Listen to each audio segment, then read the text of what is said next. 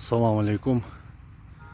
Мынакей бүгін 14 сентябрь Ақсай районы Жергетал айылы. Мынакей полька шуншалықты қырағылы.